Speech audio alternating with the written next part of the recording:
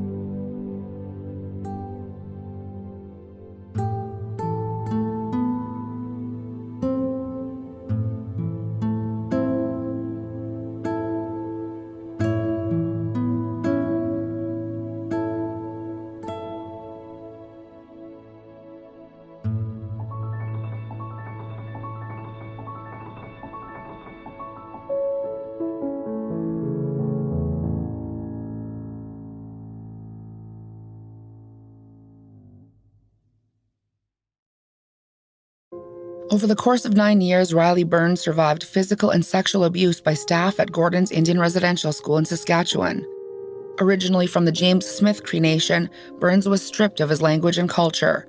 When he left the school in 1960, he'd lost all sense of his former life. In 2008, Riley told his story to the Legacy of Hope Foundation. I didn't want to be an Indian. I didn't know who the hell I wanted to be. I wasn't accepted by the white man. I wasn't accepted by my own people in my reserve. The only way I fitted was outside in the street. Then I had a sense of belonging. Before the first federally funded residential schools, European settlers had tried to integrate First Nations and some Métis peoples into what they considered civil society. This involved the removal of their rights, languages, cultures, and traditions. Legislation was eventually introduced, which made many Indigenous ceremonies forbidden by law. First Nations people often couldn't leave their communities without the permission of Indian agents, who were the government's representatives on reserves. Eventually, the government decided that the best way to integrate Indigenous people into Euro-Canadian society was to remove the children from their communities.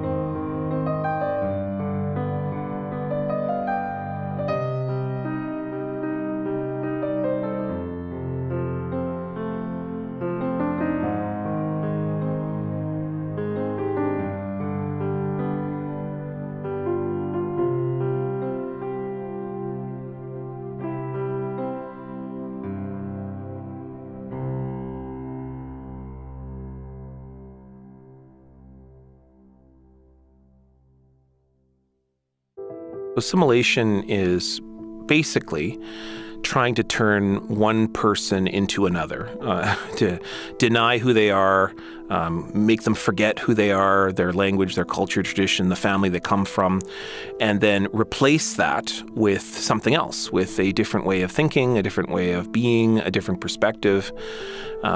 The problem, of course, is that you have to then go and look in the mirror, and you can see yourself as you actually are, but you've been taught this foreign way.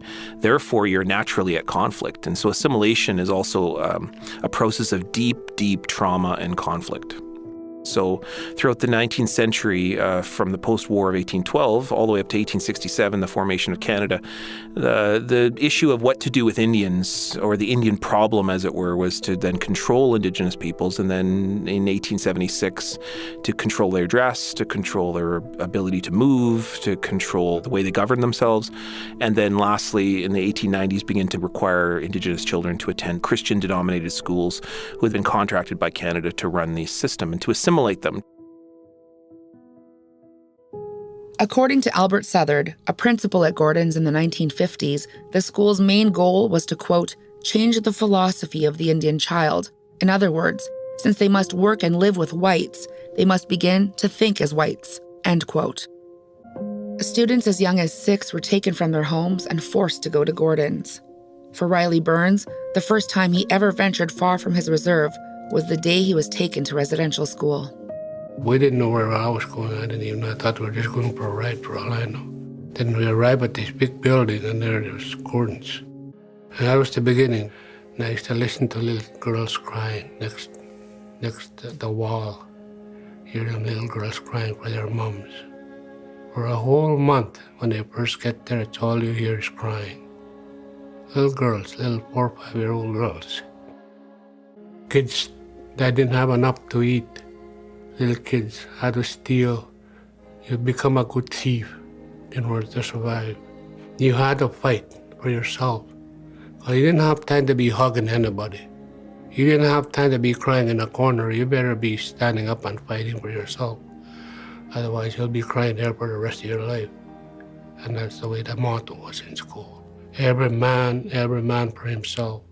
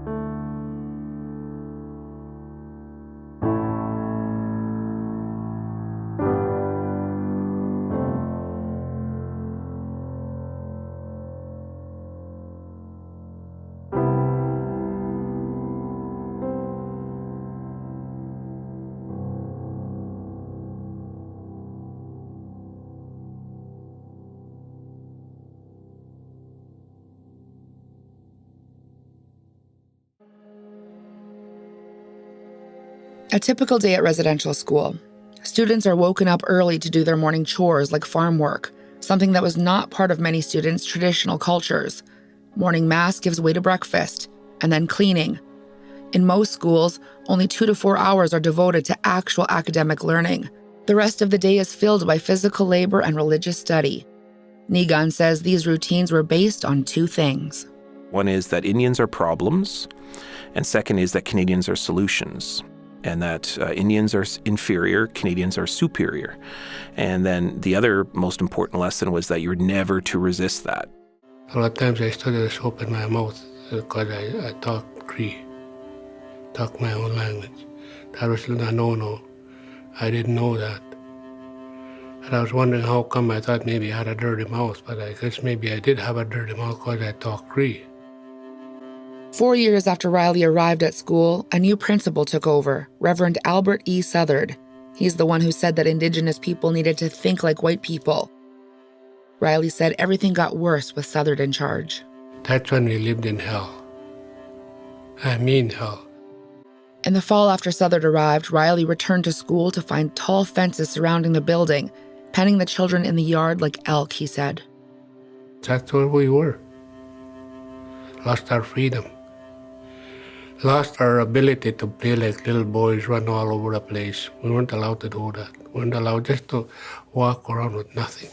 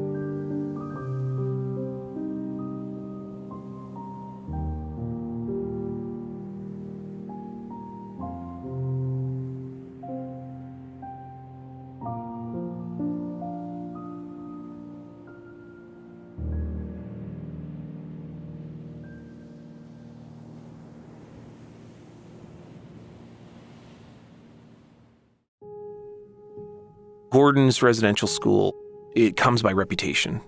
The school itself was a place in which rampant abuse would take place regularly. It was a place in which abuse would be witnessed by students within the school itself all the time. And it was also a place in which those legacies that came out of those schools have impacted those communities in deep and powerful ways. In 1956, 4 girls charged Southard with sexual impropriety. He denied the claims and was exonerated by a senior teacher after an in-house investigation. The next year, a school inspector was called in to investigate other allegations against Southard.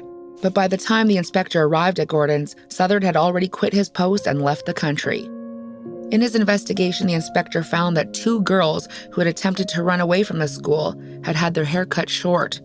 One girl was hospitalized after receiving what was described as, quote, a severe punishment, end quote. He concluded that the general impression conveyed was that certainly bullying is quite prevalent. Riley remembers Southard vividly. This is how he described the principal to the Legacy of Hope nearly 50 years after Riley left residential school. In those 2 years, it seems like for 40 years, but those were the years that were rough. This man lost his mind. He'd take it out on the kids. It wasn't our fault, but it was our fault because we were savages. They were going to subdue us, take away everything. Take away our language, our beliefs. They did.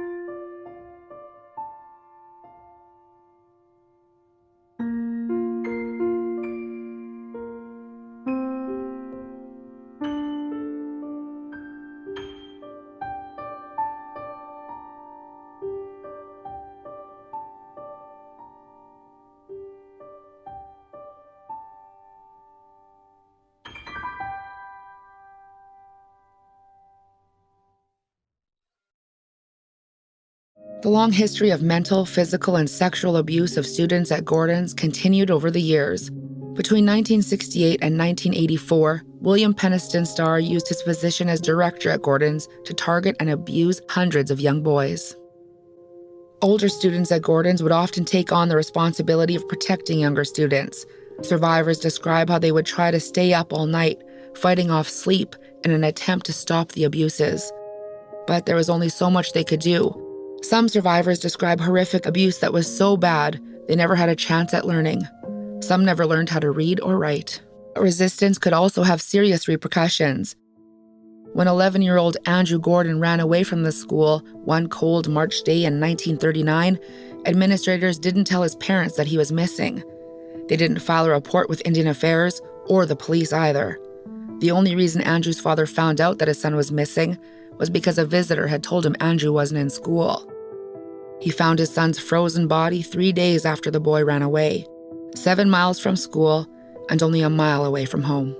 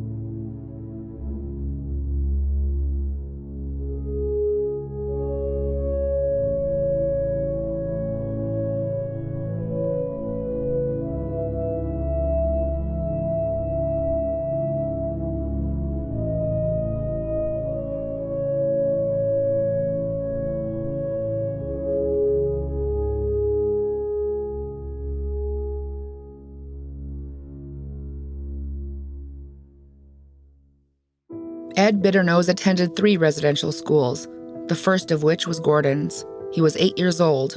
In 2008, he told Legacy of Hope about how he was bullied and abused by older students. When we got there, first we had a fight, me and one of my cousins, we had a fight. And I won the fight, and for winning, I got hung in a well. He hung me by my arms and left me there. And I hung there for, like I said, I think the first period, because I got to school for dinner. And I didn't tell nobody. Ed says that he wasn't all that scared about being left in the dark well. It was nicer than being in school. They come back and let me go. But the same guys that hung me there come back and let me up. And where's the big joke? I laughed too. Why I laughed, I don't know. Ed always got into fights at school. As he got older, he turned to alcohol to deal with his trauma, and his drive to fight grew stronger. It didn't matter if he won or lost, he didn't need a reason to fight. By the time he sought counseling for his anger and alcoholism, he felt helpless. I don't know how to talk to my wife. I don't know how to talk to my kids. I don't know what to do with all these feelings. Counseling and anger management helped Ed make some kind of sense of what had happened to him at residential school, but not all survivors have been able to access those services or in a state of mind where they can ask for help. Studies have shown that generally, survivors have an increased risk of mental or physical health problems. Death by suicide and self-harm is a leading cause of death for First Nations youth and adults up to 44 years of age.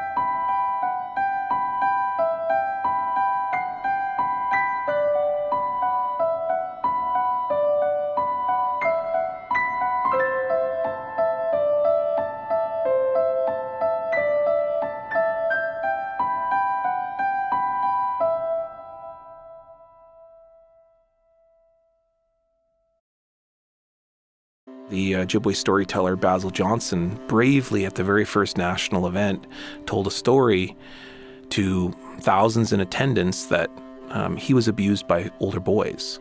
And that description was very difficult to hear, because what it tells you is that not only did the children witness the abuse, but then they also learned that behavior, and then they took that upon themselves. That is the hardest thing in which to understand, is that, but it also indicates to you that abuse was so rampant that students were beginning to abuse each other. When he was interviewed in 2008 by Legacy of Hope, Ed Bitternose had already let go of some of the burden of his own experiences. The school taught me not to feel, taught me that I was less than who I was. But that's not, you don't have to be there.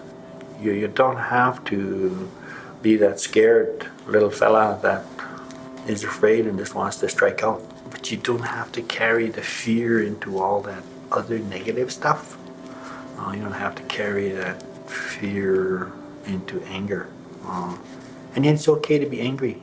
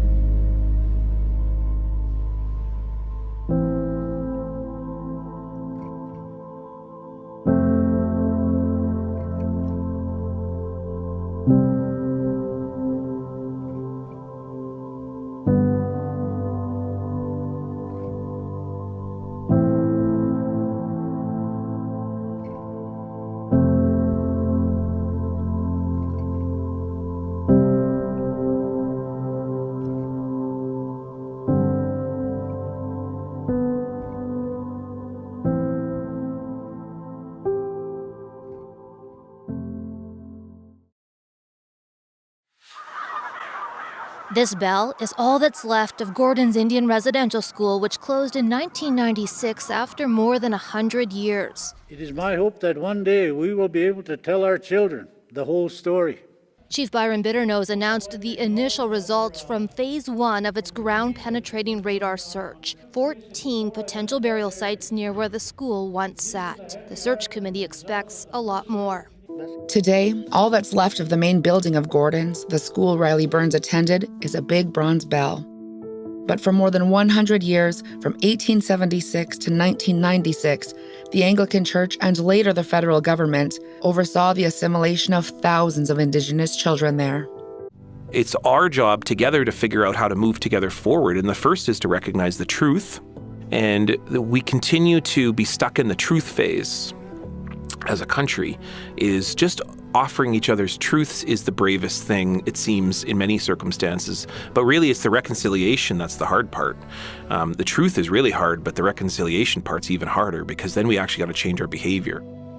It's time for Canadians to stand up as well and to take responsibility for that. This is their challenge as well. Riley Burns wants to make sure that the legacy is not something left to history books. The story has to be told, he says. Not just to make another person feel guilty, but to know in Canada that things do happen this way. If we tell our story, that it will prevent it from ever happening again. The teachers called it the devil's language. We were punished very severely when we tried talking our own language, our mother tongue.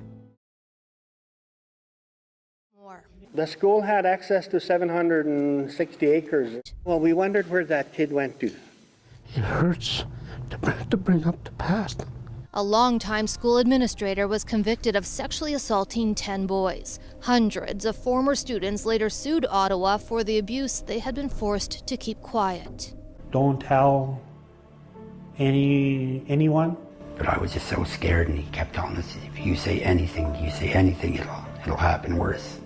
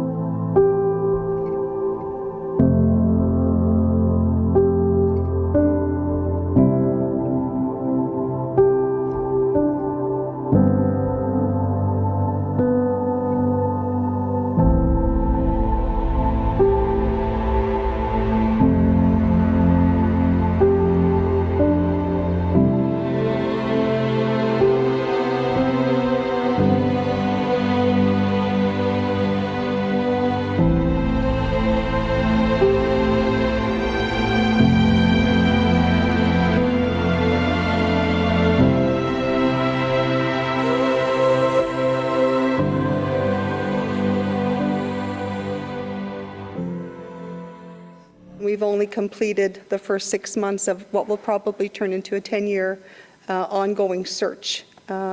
You can imagine we're dealing with 100+ years of history of the residential school here. The search committee had no access to Anglican Church records, and it didn't search near the Anglican cemetery, although oral stories suggest there could be children buried in this area.